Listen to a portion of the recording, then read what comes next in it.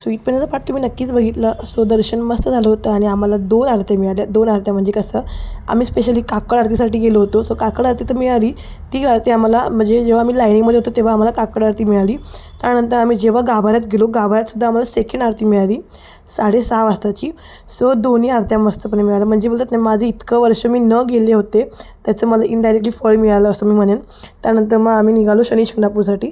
जाता आता घरातून पण काही खायला आणलं होतं, पण तेही खाता खाता म्हटलं की जरा बाहेरचे थोडंसं घेऊयात, म्हणून वेगळं काहीतरी ट्राय करायला घेतलं. आणि साईबाबाच्या इकडे तिथे आम्हाला प्रसाद भेटला होता. तो प्रसाद आम्ही खाल्ला होता तिकडचा, म्हणजे तिथे पुरी भाजी होते ते पण खाल्लं. त्यानंतर शनी शिंगणापूरसाठी निघालो.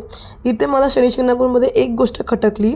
जेव्हा आपण एंट्री करतो ना, तिथे ना काही माणसं थांबवलं त्या लोकांनी आणि आम्हाला म्हटलं की तुम्हाला इथे पुढे काहीच मिळणार नाही, तुम्हाला इथेच थांबावं लागेल, इथेच तुम्हाला गाडी पार्क करावी लागेल आणि तुम्हाला चालत जावं लागेल. सो आम्ही चालत आलो.